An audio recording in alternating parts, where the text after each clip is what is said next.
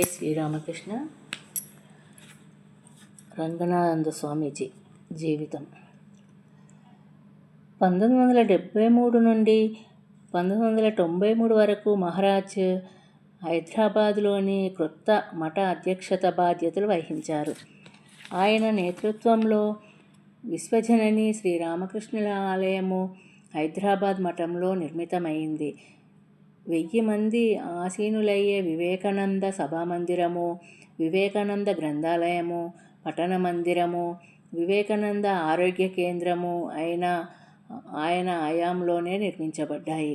హైదరాబాద్, సికింద్రాబాద్ జంట నగరాల్లో రామకృష్ణ మఠము ఒక మైలు రాయిగా విరజిల్లడానికి మహారాజ్ చలవే కారణమనడము అతిశయోక్తి కాదు. ఆలయంలో పూర్తి నిశ్శబ్దతను పాటించాలని మహారాజు నొక్కి వ్యాఖ్యానించేవారు.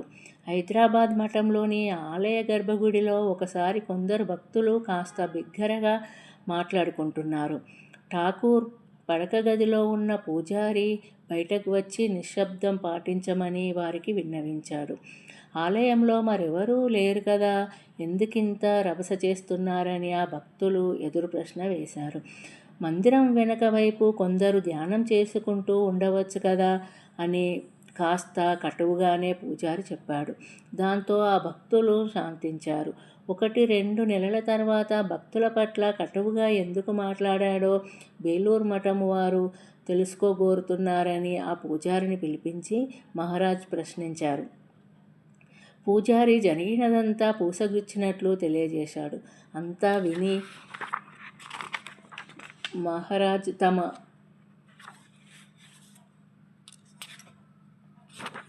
తమ ఫైల్ నుండి ఒక కాగితం తీసి పూజారికి ఇచ్చి చదవమన్నారు. ఆ కాగితంలో డేవిడ్ బెట్స్ స్పీక్ జెంటిల్ అనే కవిత వ్రాసి ఉంది. ఆ కవిత మొదటి కొన్ని పాదాలు మహారాజ్ ఇచ్చిన అసంఖ్యాక ప్రసంగాలు అనే పుస్తకాల రూపంలో వెలువడ్డాయి.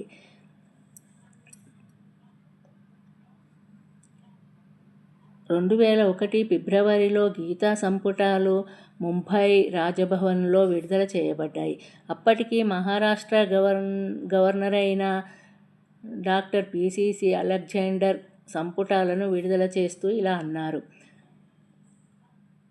విల్ డ్యూరాంట్ పరిపక్వత చెందిన మనస్సు, సహనము, మృదుత్వము ప్రాప్తించుకోవాలనే ఉత్సుకత లేని ఆత్మసంతృప్తి, అవగతం చేసుకునే ప్రశాంత స్ఫూర్తి, శాంతింపజేసే ఏకీకరింపజేసే సకల ప్రాణుల పట్ల ప్రేమ, పాశ్చాత్యులకు నేర్పే భారతదేశ సామర్థ్యానికి ఘనంగా నివాళులు అర్పించారు. నేటి కాలంలో విల్ డ్యూరాంట్ ప్రస్తావించిన మహత్తర గుణగణాల గల ఆధ్యాత్మిక మార్గదర్శి, గురువును ఉదహరించమని కోరితే నిస్సంకోచంగా నేను పూజ్య స్వామి రంగనాథానంద గారినే పేర్కొంటాను. ముంబైకి చెందిన మహమ్మదీయ పండితుడైన డాక్టర్ రఫీక్ జకారియా పైదానికి ఇలా జత కలిపారు: నేను గీత ఆంగ్ల అనువాదాలను అనేకం చదివాను. Sir Edwin Arnold, Annie Besant, Gandhiji, Vinobaji, Radhakrishnan ప్రభృతులవి. స్వామి రంగనాథానంద గారి వ్యాఖ్యానము అనేక రీతుల్లో అనుపమానమైనదిగా ఉందని నాకు అనిపించింది. విశ్వవిఖ్యాత విజ్ఞాన శాస్త్రవేత్త అయిన ఐన్స్టీన్, ప్రసిద్ధ నగరాల వైద్య నిపుణుడైన సర్ చార్లెస్ స్వెర్రింగ్టన్, మహాకవులైన వర్డ్స్వర్త్, షెల్లీ, పేరెన్నికగన్న తాత్వికులైన జూలియన్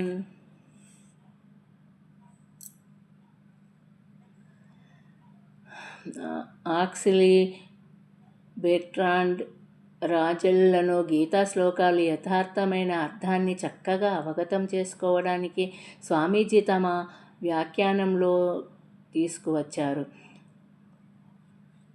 బృహదారణ్యకోపనిషత్తు చివరగా ప్రచురితమైన ఆయన పుస్తకము. మొత్తం మీద ఆయన 50 పుస్తకాలు చిన్న పుస్తకాలతో సహా రచించారు. ఇవే కాక అనేక అంశాల మీద మహారాజ్ ప్రసంగాలు పొందుపరచబడినవి. 600 ఆడియో టేపులు, 50 వీడియో టేపులు ఉన్నాయి. ఈ అంశాలలో కొన్ని ఆధునిక యుగంలో విద్య, నైతిక సాంఘిక విలువలు, వివేక చూడామణి, శ్రీమద్ భాగవతము, విద్యావంతులకు పునః విద్య భగవద్గీత. 1989 ఏప్రిల్ 1వ తేదీ శ్రీరామకృష్ణ సంఘ ఉపాధ్యక్షులలో ఒకరుగా మహారాజ్ ఎన్నుకోబడ్డారు. 1990 మే 9వ తేదీ కాశీపూర్ ఉద్యాన గృహంలో 35 మందికి ప్రప్రథమ మంత్రదీక్షను వసగారు. 1998 జూలైలో 4 నెలలకు ఒక పర్యాయము జరిగే మఠ ధర్మకర్తృత్వ మండలి, మిషన్ పాలకవర్గ మండలి సమావేశాలలో పాల్గొనడానికి ఆయన బేలూరు మఠానికి వచ్చారు. కానీ అనారోగ్యం కారణంగా సమావేశాల్లో పాల్గొనలేకపోయారు. ఆసుపత్రిలో చేర్చవలసి వచ్చింది. ఆయన ఆరోగ్యము క్రమంగా క్షీణించసాగింది. ఆయన కోలుకోగలరా అనే సందేహాలు తలెత్తాయి. ఈలోపు అప్పటి సర్వాధ్యక్షులైన భూతేశానందజీ మహారాజ్ గారికి కూడా ఆసుపత్రిలో చేర్చవలసి వచ్చింది. కానీ 1998 ఆగస్టు 10వ తేదీ రామకృష్ణులు భూతేశానందజీని తమ లోకానికి పిలుచుకున్నారు. డాక్టర్ సుబ్రత మైత్రా వైద్య బృంద పర్యవేక్షణలో రంగనాథానంద